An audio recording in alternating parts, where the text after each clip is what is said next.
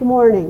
Good morning. Good morning. My name is, most of you already know this, but my name is Lucille Esposito, and I'm delighted to be part of this very special conversation today. As an educator for 50 years, it is my honor to be moderating a discussion with 10 female educators at Archbishop Hoban High School, all of whom graduated from Hoban and returned to work with the next generation of Knights. Now, as we were talking before we began, some of you said to me, well, I'm not an educator, but you are. Because educare, which is the Latin verb for education, means to lead out. And that's what you're all doing here. Every one of you, when I'm here, whether you're a teacher, an administrator, an administrative assistant, you lead out. You're working with kids every day, and what you don't realize that you're role models for every one of them. They see all that you do. Trust me, when they come home and say things, this happened or that happened, we know that, all as educators. So as we begin this today, I'm wondering about why. What is your why? Simon Sennett. What is your why? Why did you come back? And we're going to talk about today 3 different areas. Some of you came from other professional careers. You are part of administration. You are teaching. I want to know more about what your why is. So, as your experience as a student, what were some of the reasons you came to Hoban? Mom and Dad made you? Why did you come to Hoban? I'm going to start with the person I know the best, and that's Kathy. Hi, my name is Kathy Keller-Rees. I'm a graduate of 1980, and I'm the director of major gifts down in our advancement department. And you kind of nailed it. My mom made me. I'm one of 12 children, and 9 of us came here to Hoban. I'm the 11th of 12, and 9 came to Hoban, and 3 sisters went to St. Mary's. So it was definitely, we all came here for a great education, and because we all did it. Thank you. And that's interesting, Kathy, that 3 of them didn't come here because no women at that time, correct? We weren't co-ed yet, correct. Anyone else want to share why they came? I had a similar story. I'm Katie Hobart Surface, 1986 grad.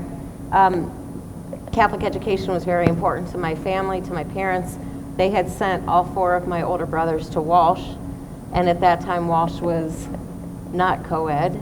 And so I had the chance to pick where I wanted to go to school, but it had to be a Catholic school in the area. And when I came to Hoban, that was at the time when there were 7th grade visitations, like during the school day. Mm-hmm. And I just remember sitting there thinking, yeah, this is where you belong. This is where I belong, yeah. Mm-hmm. Mary, what about you? Well, when I came to Hoban, I didn't know anything about Hoban because, like Katie, my brothers went to Walsh. And Walsh was all boys at the time. And so my parents selected Hoban, and I came here really not knowing anything about the school or the traditions here at Hoban. The interesting thing in my story is that I had such an awesome experience here that even though I married a Walsh grad, he and I both decided to send all 7 of our children here to Hoban. Really? And would you tell us when you graduated?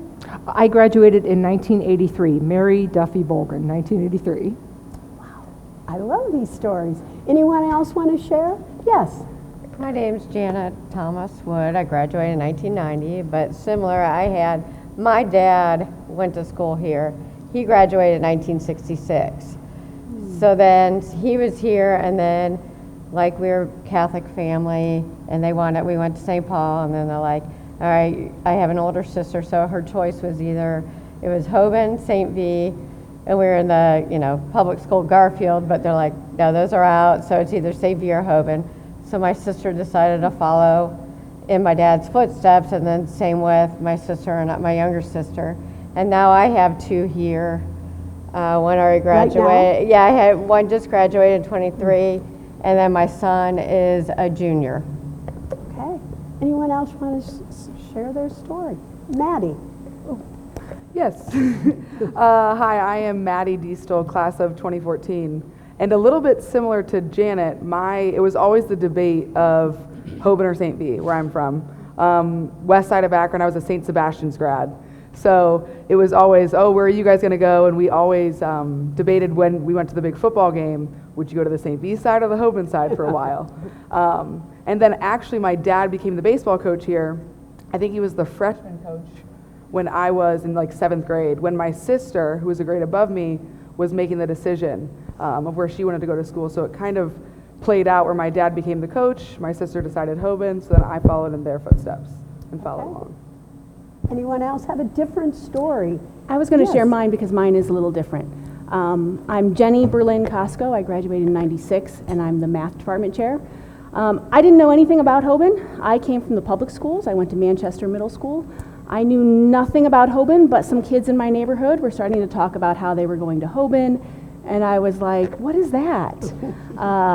And my parents just wanted something better for me than what I was getting, something bigger than I was getting in the public schools. So I didn't explore Hoban until August when it started. I mean, maybe 2 weeks before school started. I came and took the placement test and registered for Hoban, and I knew maybe 2 people when I came. That's really interesting, and I love your comment, something bigger. Maybe that's God, maybe that's divine providence, maybe it's those core values, but that's something bigger that I think all 10 of you share. During your time at Hoban as a student, in what ways do you think you were really prepared for your future, no matter what it was? No one knows what they want to do at 14, but by the time you're 18, what do you think changed, or what did you decide, I want to fill in the blank? I didn't know what I wanted to do when I was in high school. Even when I was graduating, I wasn't sure what I wanted to do. I knew I wanted to go to college. I knew that Hoban had adequately prepared me for a university education. But if you had asked me as a senior what I wanted to do, I would have said, I don't know, but I don't want to be a teacher. So it's just funny how life works. But I just felt adequately prepared for college, and through my exploratory program and other work experiences, I found my way back to teaching. Anyone else want to share what happened here at Hoban for you? Yeah, I'm Kelsey Ott-Cease. I graduated in 2007, and I am the campus minister here at Hoban. And I know this is very shocking, but I was a campus ministry kid here. So that was back in the days of Scott Kopp, and he had his little M&M dispenser in the office. And, I used to go to morning mass when it was in, the tiny little with the steps and the really awesome wallpaper. I don't know if I necessarily realized it at the time, but kind of being able to reflect back now, those were really pivotal moments for me. Like my dad and I used to go out to breakfast back when honeymoon was still like the little, just the little counter, not the fancy thing that it is today.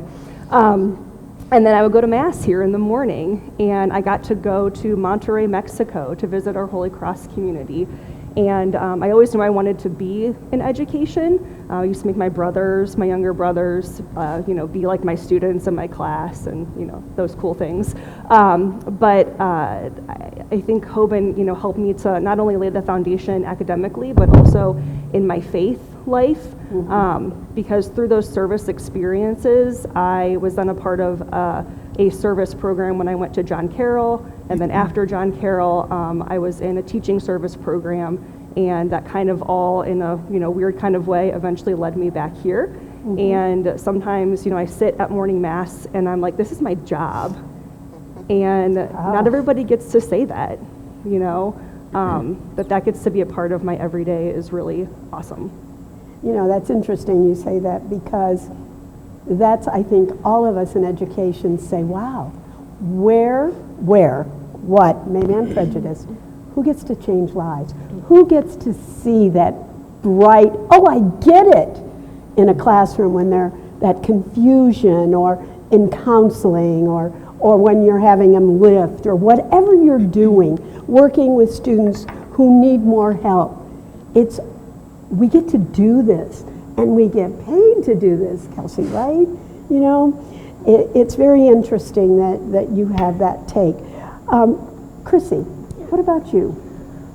So my name is Christine Sokol Darling. I graduated in 2010. And I think Hoban prepared me. I did know when I left here that I wanted to be a math teacher, so I thought that was something special. I really didn't know I wanted to be a teacher until probably like junior, senior year, and then it became the question of like, what do you want to teach? And it was like, oh, what am I good at? And it was math. It wasn't English and it wasn't history. So it was math, and so I knew Hoban prepared me though to be able to make that decision. Like I knew like I liked the education I was getting, so I knew I wanted to be a part of that. I had teachers here that I loved, and I was like, I wish I could be someone like that for someone in the future. So it was really nice. They prepared me because I felt confident in making that decision, and then I felt prepared for college.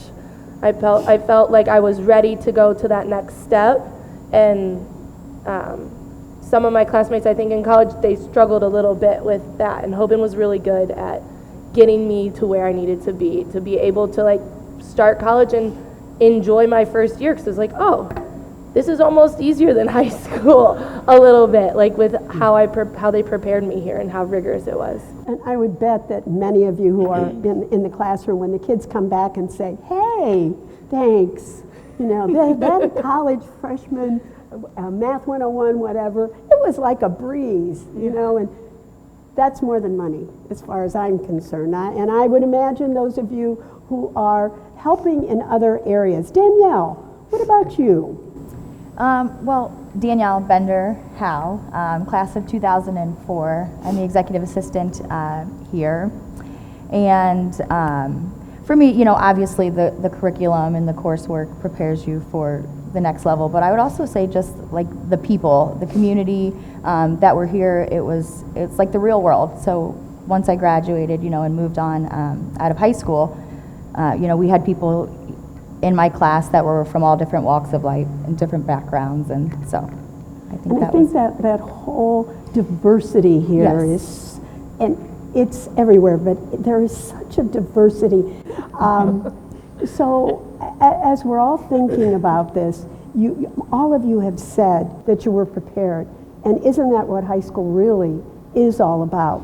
Then finally in this section, was there, and I've already talked to some of you about this, a teacher or a staff member that really influenced you, that you wanted to be like them? Anyone want to speak to that? I already know someone. I mean, mine is definitely Rose Zaha. She's been just such a mentor to me over the last 30 years now. She's largely the reason I came. But yeah, more than 30 years ago, I was in her classroom. She was my teacher, mentor, good friend, and I still talk to her all the time. Yeah. But yes, when it came time to deciding where to teach, she called me. She called me and said, get in here, get your application in here. And you don't say no to Rose, And you don't say no to Rose, no. And I had offers, I had many offers at a lot of schools because I knew my stuff, in part because of her. But returning here was just, it was an outstanding experience. And she continued to work with me, and she continues to mentor me, and so many others. And how many of us who've had students who've had trouble with math, Rose, can you tutor? Anyway, anyone else want to share? Someone that, or it could be everyone, that really stood out, that helped you, mentored you, or you felt comfortable going to when you needed a friend? Katie, you're in counseling. It's hard because I don't want to leave anybody out. It's Yep. that many people. But when I read this question on the prepared list, I thought of Jean Considine. Oh, Because she was in the central office for many, many years. And she had a way of just meeting people with love and making kids, you know, who are insecure or uncomfortable feel at home. And I think, wow. and you know, there's so many. Mary Ann Biting basically taught me how to do my job. I came from mental health, so I didn't know much about being an educator when I came. And, Really? yeah, and So there's been lots and lots of, you know, people over the years, but Jean Considine is who now I think of most often, because it's really, there's so many kids that need love. Yeah, and I think you're right. As many of you were walking in and I was listening and, well, I'm not a teacher. Oh, yeah, you are. No matter what you do, you are helping these kids. Anyone else? And I understand that. That whole comment that you made was very pithy in the sense that you don't want to miss anyone, because it wasn't, for you, Rose was, and math is your thing, and I see that there were so many others that you wouldn't want to leave anyone out. Anyone else want to share? Yeah, Kathy. So Brother Leonardo was one of mine that a lot of you may or may not know, but he was our speech teacher. And it kind of made me, you know, again, coming one of 12, it kind of made me be able to stand up and say what I needed to say, and without having siblings step on me. But he was great. Another was Dan Cody, Mr. Cody, Yeah. Government teacher. And then, of course, Brother Ed. I mean, Yeah. everybody, you know, we all love Brother Ed, and Yep. he still comes around. And but those are three that really bring a lot of light to me. So when I was thinking about it, two names came to mind for two different reasons. My senior English teacher was Brian Greavy, and he taught me how to write. And that is something that has just been a part of everything that I've done as an adult. And so that was really, he inspired me to write, and then he taught me how to write well. And then the other person that I was thinking about is Sister Kathleen King, and she taught me how to love. So between those two things, that prepared me for my, you know, for everything that I've done since then. For life. Yes. Yeah. All right. As we move to this second area, your paths after high school. Some of you I know, most of you I do not know. After graduating from Hoban, what did you decide to do as you graduated? Did some go into the world of work, or did you all go to school? Tell me something about that. Yeah. After I graduated from here in 2014, I had the opportunity to play college soccer at a Division II school, Ashland University, which was cool because soccer was not my original sport of choice here at Hoban. It was actually basketball and softball, but a lot of my friends played soccer, so they were like, Maddie, you should play. I was like, oh, that'd be great. That sounds awesome. So I played my junior year, and I was like, all right, I'll try it out. I'll play, and I was a goalkeeper. So I was the JV goalkeeper my junior year, and I know nowadays being on JV as a junior, ooh, that's kind of scary, but like I embraced it. I was like, this is new to me. So then my senior year, I was like, all right, let's do it. So I ended up we were a very successful team that senior year, and my coach kind of helped me be able to play at the next level. Unfortunately, I tore my ACL during my senior year here, so I wasn't able to play the two sports that I loved a little bit more because I knew them more. But ends up that day, the Ashland coach was at that game, and he was like, you played after you tore it, I want you on my team. I was like, wow. Let's do it. So I ended up playing in school, graduating with like an exercise science degree, not knowing that I wanted to be a strength coach right away, but then I came back, and that's even a longer story to tell. But yeah, so I went on to play a sport, and then... Did you come here right after? Right after, yep. I actually helped the goalkeepers as a coach. He asked me to come back and help. Pat Dobbins, he was my coach here, and he asked me to come back because I was kind of in between just working some side jobs, and then he introduced me to the head strength coach, Mike Winkler at the time, and I just started interning. I fell in love, and then I haven't stopped since. Janet, what about you? Well, I always knew I wanted to go into the medical field after I left Hoban. So I wasn't even thinking of education whatsoever. I am an x-ray tech and still an MRI tech. So, but then once I had kids, it was with like I wanted to be with them more. So I was over at St. Paul doing like the auxiliary position, and then the secretary there at St. Paul, she had been there 40 years, like even when I went there, and she's like, I want you to take over, I'm retiring.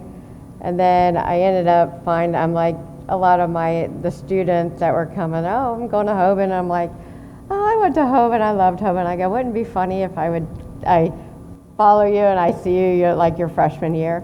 And I had no idea that, like, unfortunately, St. Paul closed that same year. So I was like, oh my gosh, I don't have a job. I don't know what I'm going to do. And here Hoban had a position open in the central office. And my friend's like, Janet, you should apply. And I'm like, I'm not going to go. You know.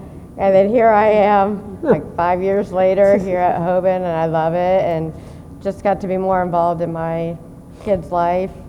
I love the medical field, but I really do love being here and being back to Hoban. What I'm hearing here is one of these core values, divine providence. Yes, you know, divine providence. God just, if we listen, you know, we end up doing, if we listen, doing His will, right? Anyone else have a different path or new education? I always knew what I wanted to do, teach English from when I was a little kid. I knew I wanted to. But there are others here I know who didn't start. As you said, never wanted, my daughter was the same way. I'm not going to be a teacher. That's too hard. She's now an administrator. But anyway, Jenna, how did you get here?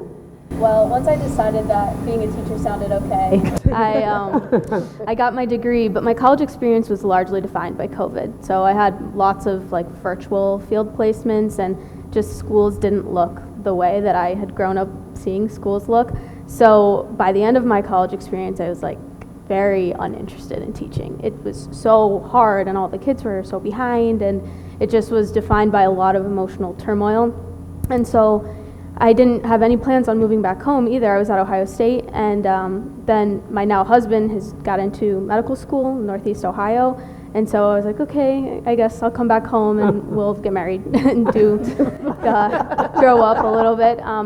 And then just to keep my foot in the door, I saw that Hoban was hiring subs, and so it's like, okay, I'll occupy my time in that way and come and sub. TK was my teacher, and so I was familiar with him and a lot of other people at Hoban, so it felt comfortable for me to come back and get my foot in the door that way. And then I actually didn't even know Hoban had intervention specialists when I started subbing.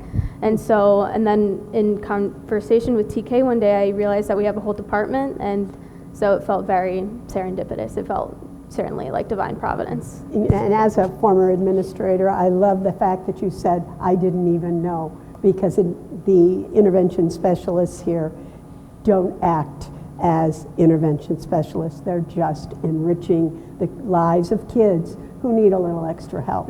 That's a beautiful comment. Yeah. Anyone? It feels too like a great privilege to be in a department that didn't exist really when I was here only like 6 years ago. So I feel really lucky that I get to teach kids that maybe Hoban would not have been an option for them in previous years. That's very interesting. Again, what are we talking about? That diversity of education, the diversity of who we all are as we work with these more than 700 kids who are here.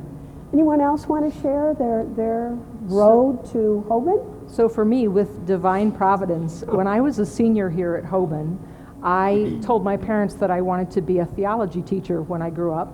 And my father was a professor at Kent State. And so he said, well, for university, you can go to Kent, or Kent. So I'm not really sure how you're going to be able to do that. So I also love to write. So I decided to go to Kent and to major in English in secondary education.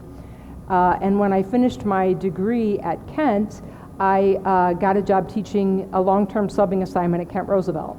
And while I was teaching there, at Kent Roosevelt, I had been volunteering at my parish in their youth ministry. Where was that? And that was at St. Patrick's in Kent. Oh, in Kent, yeah. Yes. So I was invited to apply for their campus ministry position, and I ended up applying simply because, for two reasons. One, my husband and I were interested in getting our family started, and I thought that it would be less of a stressful job. And the other thing was that they agreed, 7 kids. Right, they agreed to pay for my graduate school. And so for that alone, I was willing to begin teaching there. So I ended up then being able to get a master's degree in theology, and then taught at St. V. For a little bit, and then started working for the diocese, and then I'm working on this diocesan committee with Brother Ken, and one thing led to another, and he actually called me while I was working on a retreat weekend and said, hey, we have an opening in English and theology here at Hoban. So that's how I ended up back. Divine providence. I hate to be redundant, but Yeah. isn't it true? Anyone else want to share? Yeah. I definitely took a different path. I went into sales, in food sales for a food broker in Cleveland, and I did that for almost 20 years. Believe me, you wouldn't want me to educate your children, so I did not go into education. And then I volunteered here. When my children started going here, I had 2 boys that went here. When I started volunteering here, I worked at the for Extravaganza and helped set up which is our largest fundraiser, and did that for almost 8 years, the 4 years that both boys were here. And then they asked me to, possibly come in and run it, and and the rest is history. But I was definitely did not go into education. Kathy, how long have you been here? I'm going on 8 years. 8 years. Wow.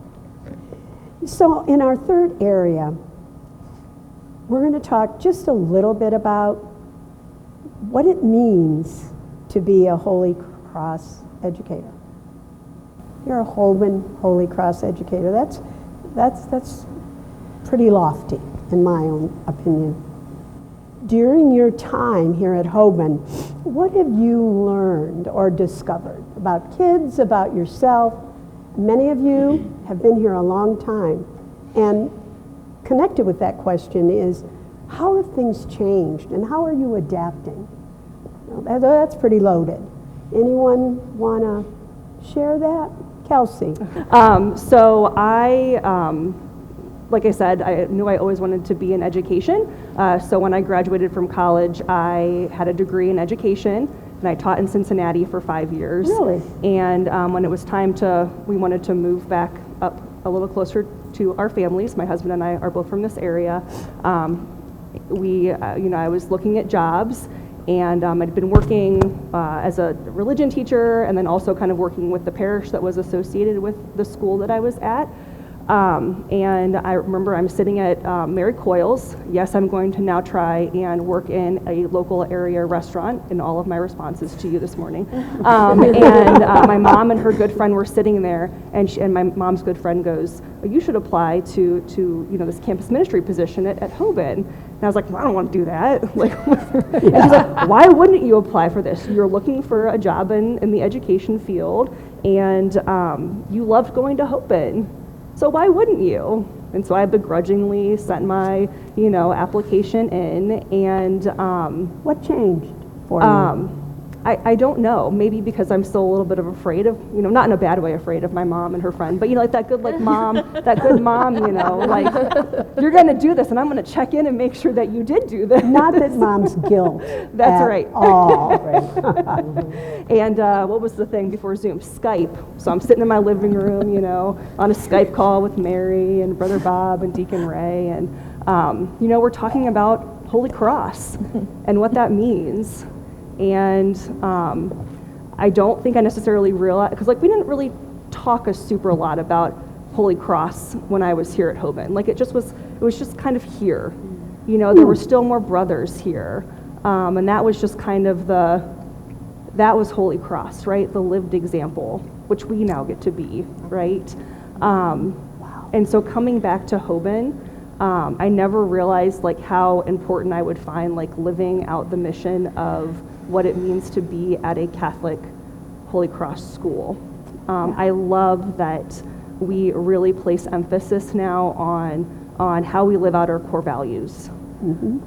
Because those weren't explicitly named when I was here. Really? So I don't remember what year would that have. That's been. really Maybe a little bit interesting. after. 15 or 16 years ago is when we Well, it was decided longer on the ago 10 than that, core values, when wouldn't you say? when I Say about started here, 2005. so I'm not young anymore. So I love that piece, and I love that My job is to get to walk alongside people on their journeys of faith, adults and students alike, and that we get to talk about that. You know, we get to find joy with each other in relation to our journeys of faith and how that relates to our life experiences. And we get to, you know, there are times where we cry together, you know, and we struggle together, but we have a community that we lean on. And I think that's a really beautiful part of being a part of this Hoban community that I think I experienced as a student, and then I definitely experience back now as a faculty member here. And I think that you're very humble with your whole piece of Spes Unica, with what you do with these young men and women who really struggle about who they are and what they want to do. And I think through those processes that you as a faculty, all of you, work with them to find the why and the who. Because that age from 14 to 18 is what we do, isn't it? That's what we do. That's what we're called to do. And that whole divine providence of, I think if I asked every one of you the redundancy of it, divine providence brought you all here. Divine providence brought me here today. And we have to rely on that. And I guess you all as role models are doing that for these kids. So, in the next question that was so beautifully answered, what do you think has changed, those of you who have been here a while? What has changed? You already shared one of the changes, the idea that all children are welcomed here, whether they have a 36 on the ACT or they struggle to you know, combine a 19, whatever. So what has changed as you've seen these young men and women come and go and come back? You know who I'm asking. Jenny? I don't know. In some ways, more has stayed the same than it has changed.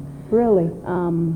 Yeah, but there's just always been something about this place and about the students that feels like it's been passed on in some ways.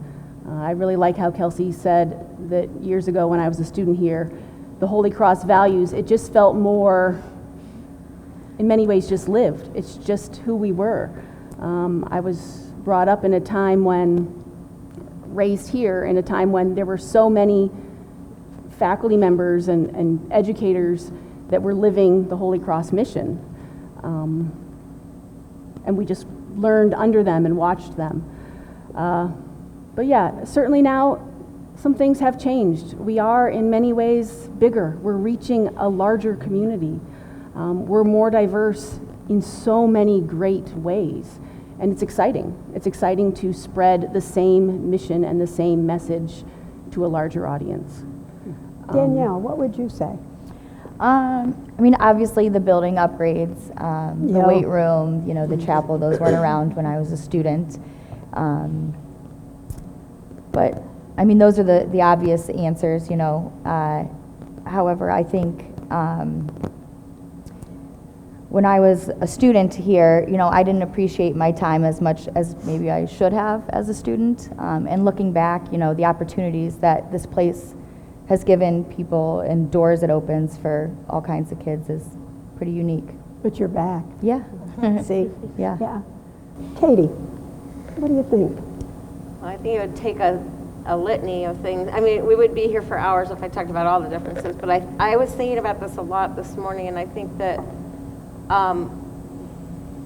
yes, what Jenny said is true, that the mission remains the same, but the place has to change in response to the changes in Akron, to the changes in kids, to the changes in technology. And I think that those are all good things. You know, we have to, that's one of the things I love about this place. There's a call to excellence, a zeal that is always wanting to be ahead of the curve, always wanting to be what's the next thing that kids need. That's interesting, and I like the discussion about, and I never thought of this too, that the actual buildings, the changes as I walk down the halls, we have the tables now, we're not in desks that hurt, that we're, you know, ergonomically worried about how kids, because it's a different world. We're, you know, we're really in context with their social media. Earlier, Mary said, oh, those kids aren't going to bed at midnight, they're going to bed at 3 in the morning, right? Right, so it's so different. And some areas can't make those changes. But Hoban, Archbishop Hoban, has always worried about getting ahead of that. And I know, Kathy, you're a big part of that because you're about asking people for money. That's the only way this is going to be able to change, right? Let's be honest. You guys can do everything you can, but we need to make some changes to the plant, right? Right. Oh yeah, upgrades are expensive. I mean, if you look around this building, we've made a lot of upgrades and we continue to make them. Yep. And it's for the students. Right. You know, we're doing it for the kids and we're growing. You know, I think about what they were just talking about. I think I had 120 in our class. Really? Our class, you know, our freshman class is at 2:30. So that's a big difference. So you walk down the halls, I always try to time when I have to go to central office in between bells, because yeah, it's getting crowded. So we have to think about that down in advancement of what is our next move? You know, how do we allow as many students that want to come to Hoban be able to come to Hoban? And the diversity of those. Absolutely. Wonderful, and someone said it, how lucky we are to have that. And I say the we, that a little teeny part of this, that diversity is here and that you celebrate it. And I can't say enough about that. Matter of fact, I just want to add, my husband was at a football game and this man came up to him, and he's not from here, and his son is a freshman playing football, and he said, my child went to every school. We didn't know. We knew we wanted him in Catholic school. And he chose Hoban because he saw the diversity of students at Hoban. That's really what brought him here. And there's a diversity of thought among you. You represent what these kids are getting every day. And we've gone on, but I would like to ask you, what one word, oh God, I hate this. I used to do this in class and hope no one called on me. What one word would you describe, how would you describe Hoban's culture? And I'd like every one of you to answer this. Take a moment. How would you describe Hoban? I know, myself, I got about 20 words. But think of that one word that comes to mind, counselor here, that one word that comes to mind that describes Hoban to you. Can you share your 20-word list? Because I No. know like half of us are thinking our first word was probably family, right? Yep. Okay. But I challenged myself to think of another one. And what is that, It Kelsey? is hope. That was mine. Deal. Oh, yes. And I think so I was going to use divine providence because I think that is what brought me here, and I think that it's what we talk about a lot with our students and even amongst ourselves as adults. How are we listening to God in our lives? How is God working in our lives? But I think that is so beautifully connected to being people of hope. How are we listening to God in our lives, and then how are we going out and being God's disciples in the world? And I think that Hoban helps our students do that. God called you here, my dear friend. That's for sure. Anyone else? I'm not going to. Yeah, go ahead. I think inclusion would be a big one. I think especially with how we all work with different groups of maybe students at a different time. We have to be able to make sure these kids are working together towards a certain goal, right? And sometimes it's a different goal depending on what class we're in or what group maybe I'm working with in a lifting session. But I think inclusion, because everybody's a part. No matter what role they play, they do play a role. Yep. So. Anyone else? I was going to say mission, because much of what Kelsey, it kind of all fits together, because we're preparing our kids to go out in the world and make it a better place. That's really, for me, we are developing servant leaders who are going to go out in the world, see where there are things that need change, and have the confidence to do it. And that, for me, drives everything. Wow.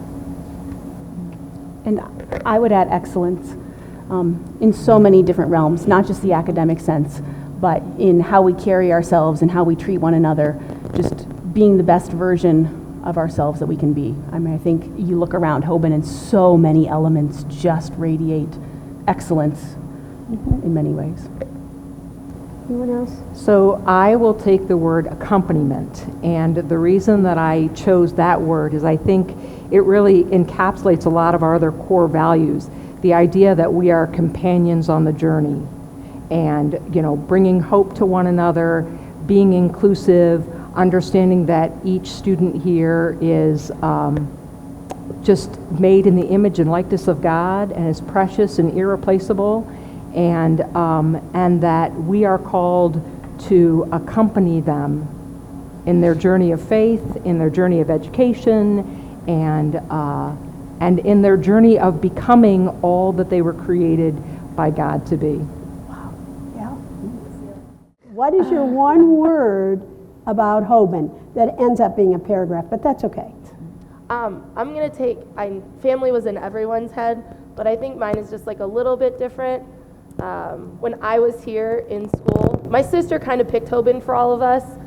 She was the oldest of us. She was about 5 years older than me, and she had the choice to go to any Catholic school that she wanted to, and she did all the shadowing, she did all of the stuff, and she picked Hoban, and she liked it so much, and we dove in. We went to all the football games, we went to basketball games. We ended up liking it, all of my family, and we're just like, this is where we're going. I didn't even shadow anywhere else. She graduated in 05. My brother graduated in 08.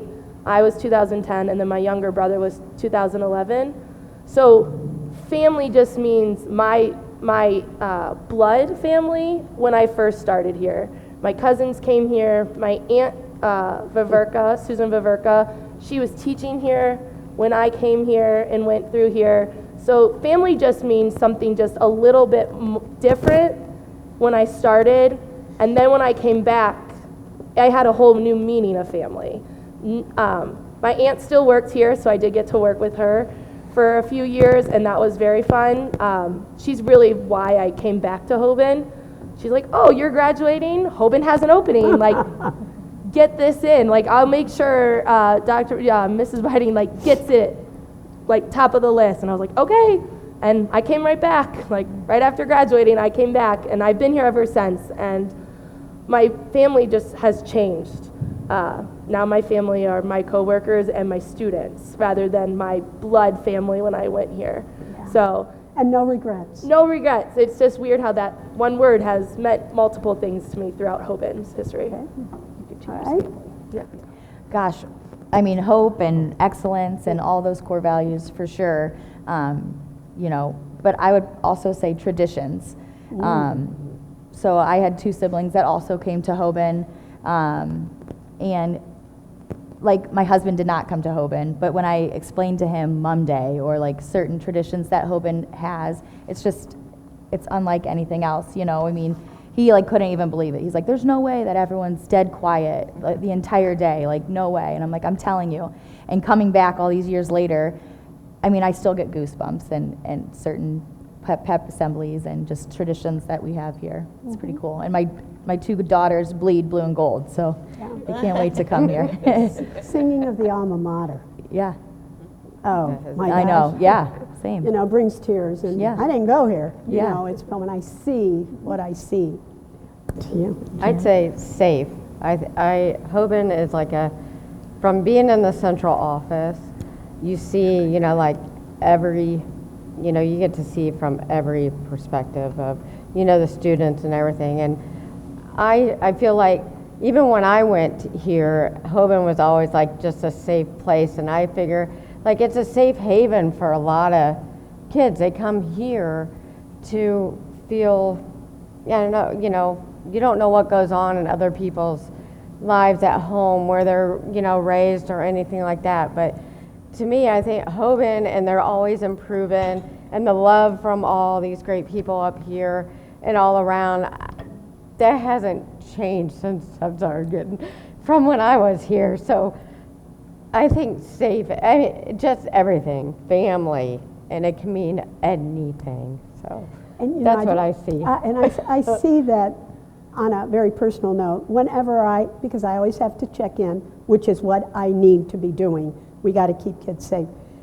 You're always friendly, and no matter what we do in our lives, we do it to our best. That whole, but it's all part of these core values. Kathy? I would say supportive. I again come from a different angle. I don't really work with the students that much, but I do when it comes to our fundraising. I work with the teachers, and the students here are always willing to help. The teachers here, the administration, they're always willing to help, and I think that says a lot for the entire building. Is Right. everyone that's so helpful. And Jenna? My word is empowerment. Mary said accompaniment, and I think I walk alongside the students that I have in my department, and not only that, but I want them to feel empowered, not only to take on the academic rigor that Hoban offers and allow them to feel like they can handle it and they can be successful here at Hoban, but also empower them to feel like they can be part of the community. We call it like Hobanize. We want to Hobanize these students. And sometimes that's like said in jest, but a lot of times it also means that they're coming from places and Hoban might feel really scary to them. And we're full of teachers, like we're diverse in terms of our abilities, but we're not always diverse in terms of our physical features. And so when we are teaching students who may not look like us, I want to empower those students to feel like they are just as much part of the community as anyone else that walks through these doors. And I think you're showing that so much as the tradition of Hoban has evolved, right? And it's bigger. You said there were 120 in your class. We have 240 here now. Last year's was 181. So look at the growth in what is happening at Hoban. And why is that? People are called. It's like honeybees. We need that honey. We need that. We need to be able to come somewhere where we feel safe, where we are accompanied on that journey, where people help us as our family does. And some of these kids are coming here with very little family, or family who's not at home, family who, we don't know what these young men and women come with, the baggage. But you're here, and Kathy, you made a comment, well, I don't have, a real connection with the kids. You do. See what's going on in this building because you are out there, pounding the pavement for money, not for you, but for kids. And that's as much as, learning quadratic, whatever they call them. I'm an English teacher. It's an equation, right? Yeah. It's a formula. Anyway, anyone else want to share anything, final thoughts? I know it's been a pleasure for me.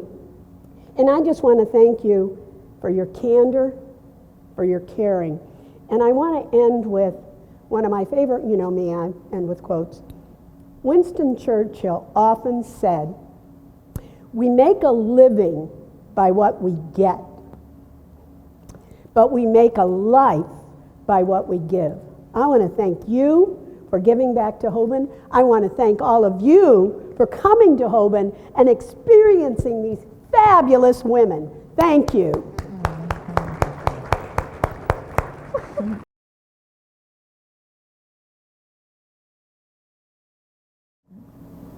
Yeah. I would say rely on each other. Rely on each other and build those relationships that you need that are supportive, that can help you, because sometimes life is really difficult. And when you have other people that you can rely on and people that you can bounce ideas off of and people who support you and love you, that's just really important. And so taking the time to build those relationships, especially with other women in your life, is necessary, and it's a good way to spend your time. I would say enjoy your time here at Hoban. It goes so fast, and I wish I would have, maybe appreciated it more often when I was here than when, once I left. I appreciate it now that I'm back so much. And I think with the days of social media, and I'm probably dating myself now, but just live in the moment. It's not everything needs to be photographed and live streamed or whatever. Just, yeah, I don't know. Just enjoy it because it goes so fast.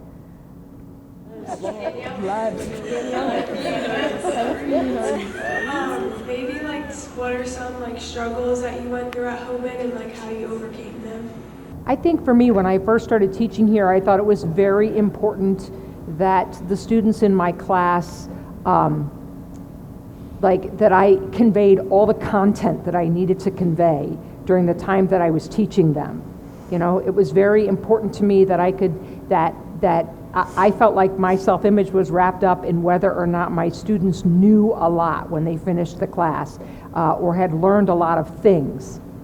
And the longer I teach, the more I realize that it is that the most important thing that I do is helping students develop into who they were created by God to be, rather than filling them with a tremendous amount of information. What is your guys' favorite part of being back at Hoban? What's your favorite part of being back I at like Hoban? calling my teachers by their first names. That feels fun to me. Sometimes it's scary, but mostly it's fun. It's hard to say Mary, I'm not going to lie.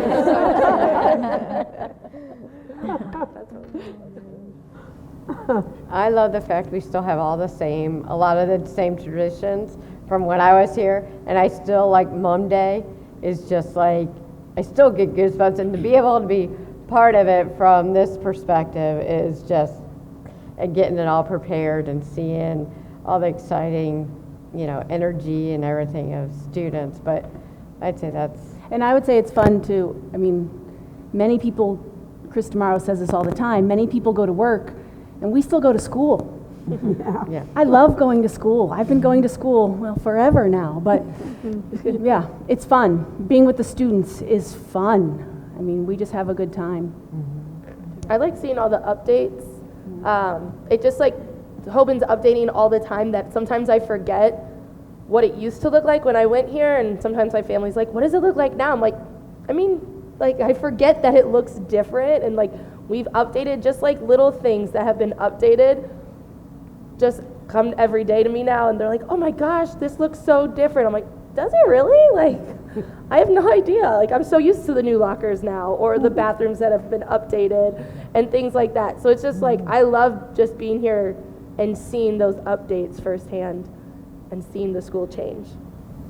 Well, the best thing about initially coming back your first year is that when you start a new job, a lot of times you have to learn so many the lay of the land and new people. So from that perspective, coming back and seeing many familiar faces of people that were here when I had taught, or when I had gone here, was kind of a comfort, and not having to fumble around in the hallway trying to figure out where you were going is really nice. But then also getting to experience things from the faculty side of life here at Hoban has been really neat, and seeing how a lot of things have changed, but we still hold fast to a lot of our traditions here, and that is really neat to see from the adult side of things, I guess. How would you say Hoban prepared you for not just future schooling, but also just daily life skills, things that you do on a daily basis? I think I gained a lot of confidence in myself when I was here. I'm still pretty shy, but the idea that I could be a leader and it could be in service to other people was really important enough to me to kind of push me out of my shell a little bit. But I learned a lot about being a leader, taking responsibility and accountability. I was thinking about, did anybody else here have Sister Dorothy for economics? Did you? Yes. So when I was a senior, I had Sister Dorothy for economics, and she taught that economics class. She taught us how to balance a budget and write a check and do our own taxes and all of those kinds of like life skills. And she was definitely an empowered female, and so she kept telling us that everybody needs to be able to do this. You need to be in a position to balance your own checkbook and to budget your money and do taxes, and she even encouraged us to learn how to change a tire on a car and all of those kinds of things so that we could be strong and independent. And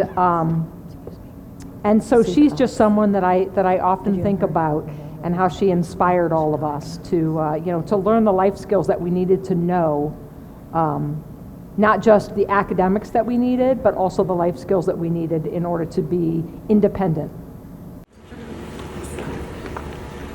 What do you guys think it says about Hoban that you were all once students here, but you all came back to have a career and teach? I think it says a lot about the community. I mean, we say that all the time. People are always talking about the Hoban family, the Hoban community, but I really think it speaks to like the safety that Hoban provides and the support that it provides, that we all felt, at least for me, you guys missed this part, but it felt like a safe place to come back and to teach and to grow and learn, and yeah. I think it also says something, not only did we come back, but like we're here, like hearing how long some of us have been here. I think that's also a true testament of like what Hoban is. It's not like, oh, I have this job for a couple years and then I've left. Some people have been here for 20 some years because Hoban is like the place that there's their home now. So I think it does say a lot, like being surrounded by so many people that have stayed here and or keep coming back. Yeah. For me, it's the place I can do the most good.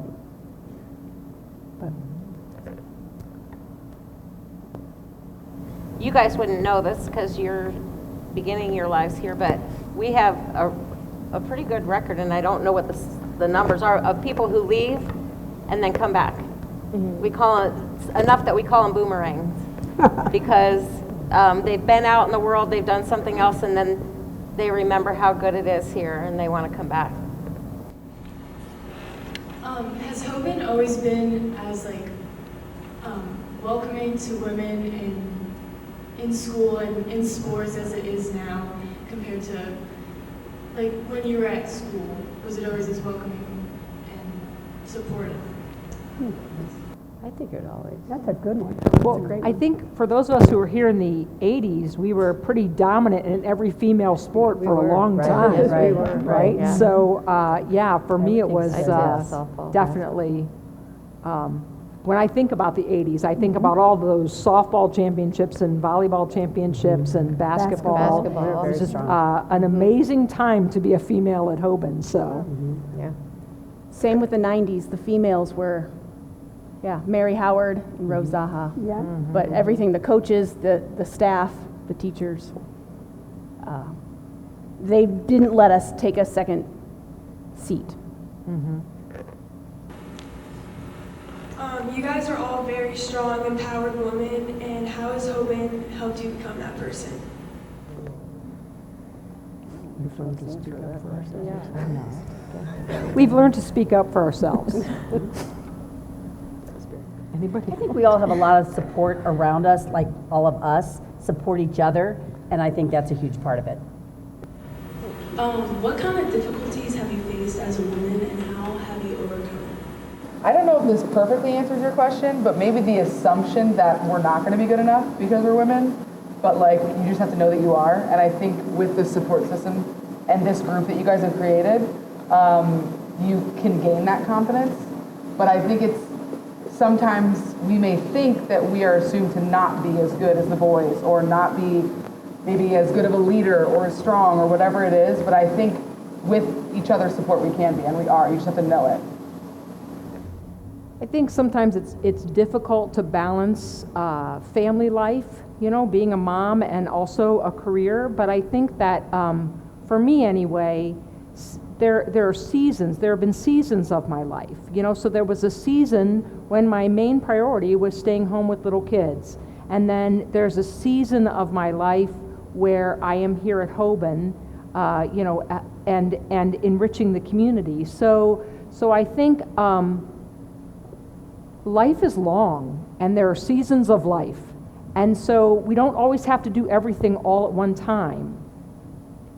And so we really can create a balance. And always when you're creating a balance in your life, the scales are going to tip in different directions at different times in your life. But to just be comfortable with that and be okay with that and know that, there are different seasons of your life and you don't have to be everything all at once. How did you overcome the society pressure to look a certain way and act a certain way? I think a lot of that is your prefrontal cortex developing. Your brain continues to develop until you're 25, and I think a lot of women in their 20s come into themselves and kind of realize that those things don't matter as much, and that you have inherent value regardless of what you look like, right?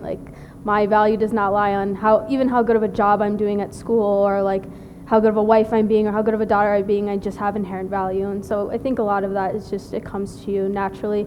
And the last question was about empowering women and getting over difficulties, and Maddie said it, but empowered women empower women, right? So if you are an empowered woman, you radiate that, and when you have people like that in your corner, it comes much more naturally.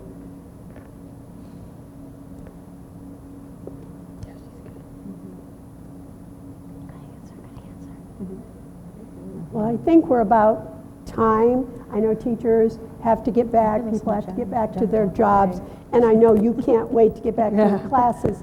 So we want to thank you for coming, and thank you for those very, very good questions. And you really ought to thank these women who came, who stay.